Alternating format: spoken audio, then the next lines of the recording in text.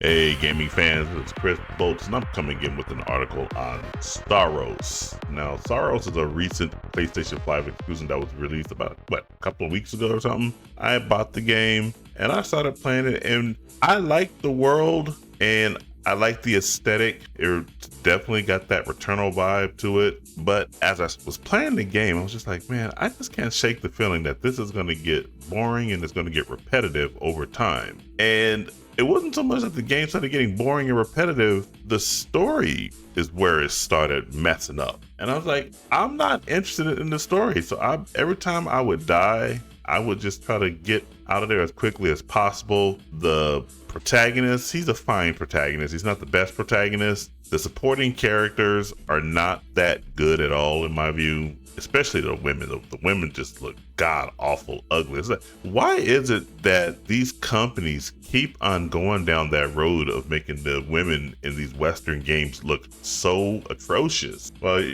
you're looking at the title right here of this article that I'm looking at, courtesy of IGN. PS5 exclusive Saros gets off to a lukewarm start with around 300,000 copies sold, according to analyst data. Returnal's debut was stronger. That's probably because Returnal actually had a pretty good story. The gameplay loop was really fun. I don't know what it is about Saros where the gameplay loop is pretty much the same, but it just does not have the same cake and vibe as it does with Returnal. And I'm one of those people that are like, I like playing roguelites, but I do like building up my character and not losing all of my strength and then having to just start all over. I thought we left those kind of days behind us back in the 8-bit and 16-bit era, but here we are with the popularity of roguelikes and roguelites. One of you guys could probably tell me the difference between the two. But I think there might be a deeper thing going on with the reason why it's not selling so hot. But before I do get into this content, do make sure you like, share, subscribe, turn on the post notifications. All that stuff really does help me out. Now, this article is by Vicky Blake. Starts off here, says PlayStation 5 exclusive Saros has sold around 300,000 copies in its opening fortnight, generating over 22 million in revenue. Now, that is not good at all. I don't think any of the PS5 exclusives this generation has done so well. They've all looked gaudy, have really weak storylines, and they are definitely pushing an agenda. Every last one of these games, it doesn't matter if it's Horizon Forbidden West, where they've suddenly made Aloy a lesbian, or Spider-Man, where they basically do not allow you to skip a gay quest where you're trying to make two dudes hook up, and I will never buy into that shit whatsoever. Even God of War Ragnarok, you guys probably don't know this, but there was a side mission in God of War Ragnarok that you did that pushed the gay agenda, but at least it was a side mission that you didn't have to do. Me being a completionist, I went in there and tried to do everything as much as I possibly can because I knew it was a simple game to complete. There is a gay agenda being pushed in that game, and then we obviously saw the Ghost of Yote, which is just an absolute travesty, where Sony decided, and Sucker Punch decided to not finish Jin Sakai's story. Instead, went on to this girl named Atsu or whatever her name was. And in that game, it ultimately reveals that she is a lesbian in a relationship with another woman, raising another man's daughter. I mean, just think of the macabre nature of that particular storyline. And in this game, I haven't beaten it yet, and I'm probably will not go back and play it at all because I am not going to be supporting. They've already got my money, but I won't be going back and playing Saros. In Saros, apparently the storyline is you're the bad guy, and the reason you're the bad guy is you hooked up with some dude, had gay sex with some dude, didn't want it to get out, so you killed the dude. Your wife finds out,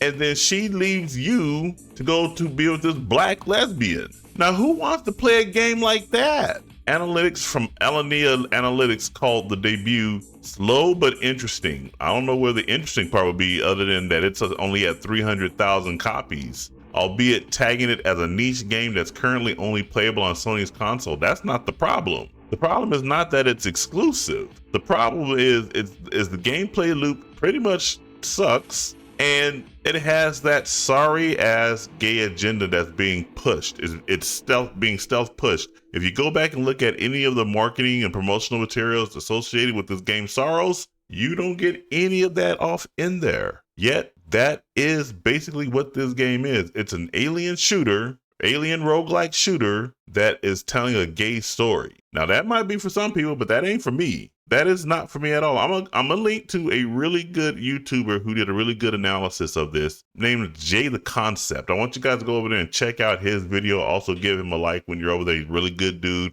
By the way, he just released his own book. Once I get some funds in my account, I'm gonna go ahead and pick that up. I do like reading graphic novels, but that is why this game is not selling at all. It's not that, it's because it's on only one platform. That's bullshit. Watch when Star Fox 64 be released for the umpteenth time on Nintendo Switch and Nintendo Switch 2, and watch that thing sell into the stratosphere. It's selling a little slower than Sony-owned studio Housemarque's previous game Returnal. Yeah, I would say it is. Analyst Rise Elliott suggested that Returnal's stronger 2021 launch could be down to a smaller number of console-exclusive first-party games available at the time. No, sometimes I like it when Nerdrotic calls these people analists, because that's exactly what they are. They're analists. He's missing the forest for the trees. Returnal was actually a really good game, a hard game. It harkens back to the 8-bit and 16-bit era, and a lot of people loved it.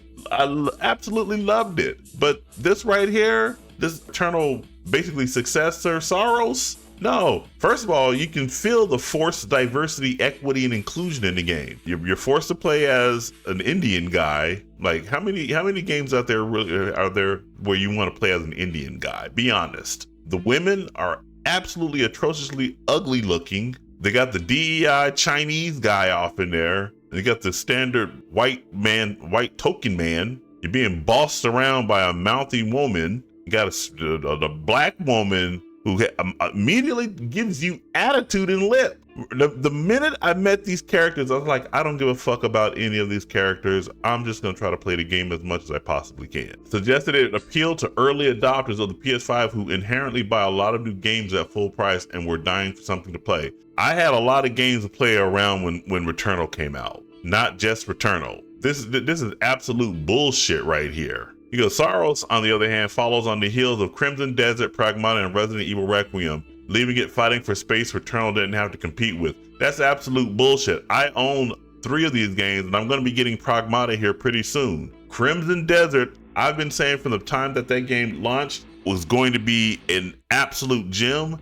And not only that, the customer service associated with Crimson Desert is beyond reproach. They are utterly responsive to the customer's needs, and they are constantly updating that game to make sure it's the best. Pragmata has a unique gameplay loop where you are basically a father figure to this little girl. Resident Evil Requiem, nothing needs to be said about that game. That game is just absolute straight fire. It's probably one of the best Resident Evil games out there, behind Resident Evil 4 and Resident Evil 2. All of them, by the way, have in common one thing: Leon Kennedy. Leon Kennedy is now the face of Resident Evil Requiem. Saros, if it had good gameplay along with a really good compelling story, it would hang just with right along with them. It has nothing to do with the fact that it has to fight for space with all these games.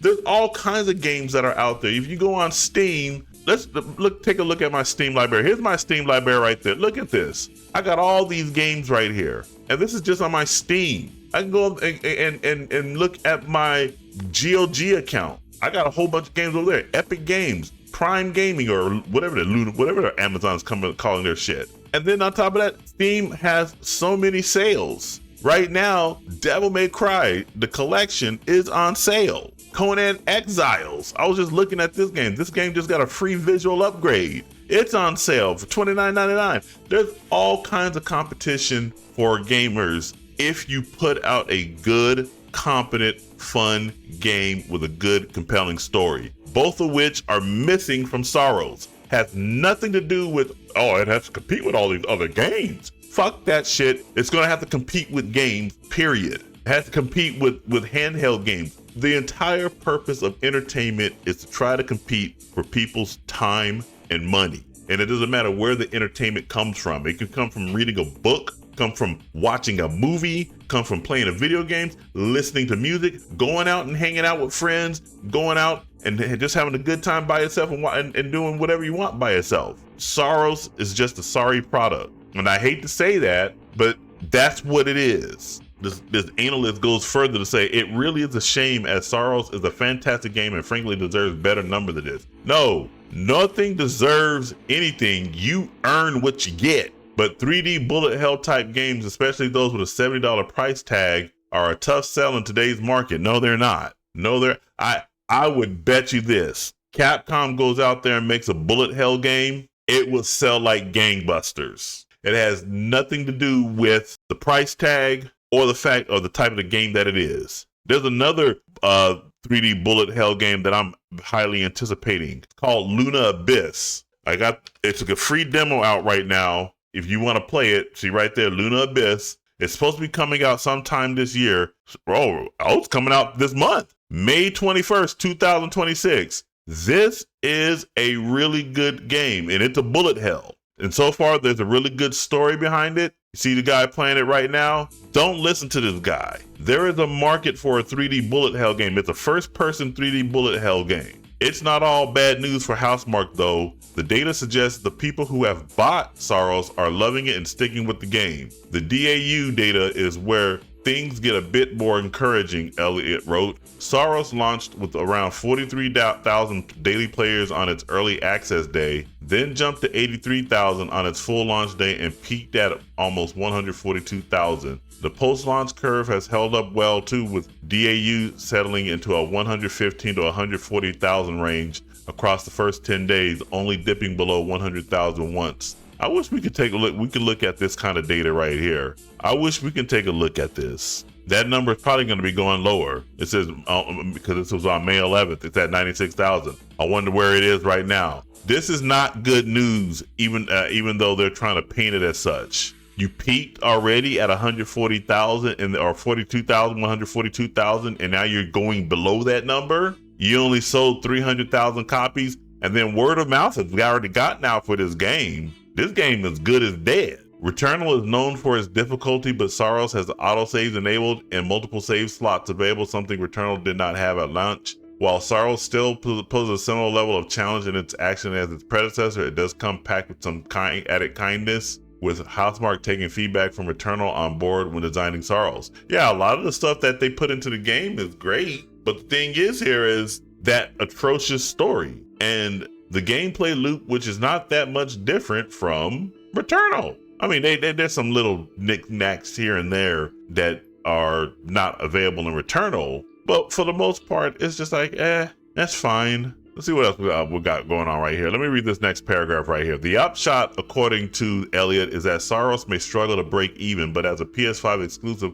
there's more to consider. Exclusive sell consoles. Nobody's going to buy a console to play this game. And then inertia from previous generation does the rest, and the real PlayStation money is made on third-party launches and legacy third-party live services. This right here, by the way, is why Sony is so gung-ho on live service. If you can get a person to keep playing your game for years, you pretty much are as good as gold. Plenty of core PlayStation players have picked up Saros, which is the underlying job an exclusive is meant to do. And that's pretty much probably the only people that did pick it up are just PlayStation players. And then this last part right here, one of the question marks around Saros is whether it will eventually release on PC. I don't think that's going to happen. Sony says this is where Sony made a big mistake. A lot of people were saying, well, Sony needs to put their stuff on PC. And all that time I was thinking, well, if these PC players wanted to play your game, they would have bought the PS5 a long time ago and bought games on the PS5. And that basically bore itself out. The money that Sony was making on PC is a pittance. Not even worth the development costs and the port costs that they would have to pay to bring their games over to the PC. So this is just proof that old saying, go woke, go broke, has not been proven wrong. It is proven right time and time again. A lot of these companies that go woke like this and do woke shit end up losing money. So some people are having a blast with it, others are not. But at the end of the day, this game is not going to do well at all, and it's not the price. I know a lot of these people keep bitching about the price. You guys will pay the price. I think it just comes down to the fact that it has a really bad story and a somewhat okay gameplay loop. I know it's kind of hard on the game throughout it and everything. The hours that I was putting into it, it was fun for the most part, but nothing to really write home about or anything. And again, like I said, I'm not interested in playing a story where I get turned into the bad guy because I don't want people to find out that I was having gay sex with another character in the game. That's just stupid. Absolutely stupid. Those are my thoughts on the issue. What do you guys think about all this with Saros? Jump down in the comments, let me know what you guys think, and make sure you like, share, subscribe, turn on the post notifications. All that stuff really does help me out. And remember, this is Chris Bolt signing off, and I'll catch you guys in the next video. Take it easy.